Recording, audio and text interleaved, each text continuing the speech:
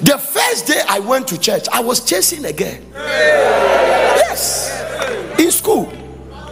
There was a guy, he was a crife, he was in the SU. I was not in the SU. Yeah, yeah, it was cool. Then my friend Jonaba. It's like Ammon and Jonaba. My friend told me, said, Nana, this crife girl said the only way to win them is to pretend to be crife. So some of the boys who came to SQ, they were pretending. Yes. So I went there and then I pretended that I was a Christian. He knew I was not a Christian, but I said I have changed. And I followed her to church. Yeah, I followed her to church. I went to church. When I went there, they were thinking I can't sing.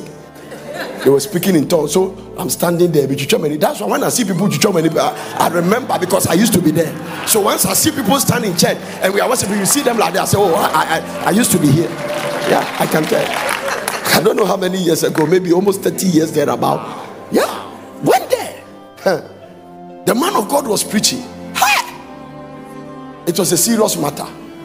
He came to where I was standing and said, I don't know what brought you to church. Maybe you follow a girl to come to church, but Jesus Christ is calling you. I was shivering. Yeah. And the guy that brought me to church stood up. Thank you, God, preach, man. It was a serious matter. He was enjoying the preaching, but I was not enjoying it. And when he finished, he said, today might be your last day. Hey, last day, say, I'm a student. Yeah. And he said, come and give your life to Jesus. I was going there with tears. When we finished, that girl is a ruffian girl. Every time, the last time I met her, I don't remember, they said, Nana, you have to thank me. He has married, he is living in America. He came to me and told me, you see the way God is using you. When we finished church, then some fire started inside me. I was praying, say, so you don't love me again? I said, no, stop those things. Yeah. He said, I've come now. No, you don't love me again. Yeah. If any man is in Christ, he is a new creature. Oh, no. Behold, all things have passed away. Behold, all things. You are the only one who have become born again. You are still chasing. No, me when I became born again, I was born again. That's it. I gave my life to Jesus. I've never turned back again. Jesus met Paul on the Damascus road. He became blind because of the light he saw. Blind. Jesus went to one of the disciples. His name is called Ananias. Jesus told him, Ananias, there is a man in the street called Straight, and gave him the house number and said, go there. He's praying, and pray for him. Ananias began to tell Jesus that, do you know the man that you are talking to me about? And listen to what God says. He says, my chosen vessel. Maybe Ananias did not understand that statement. Chosen what? You chose a man that is killing your church members? Chosen vessel.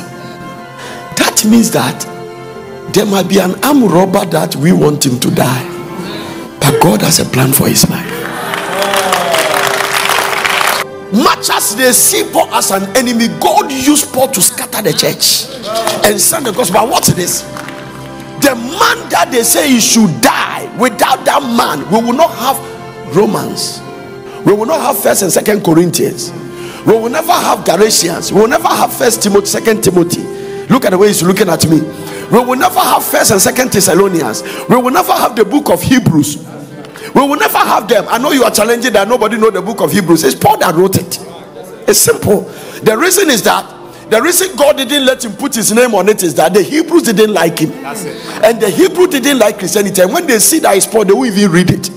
So just write it and don't put your name there. But if you read it, the languages.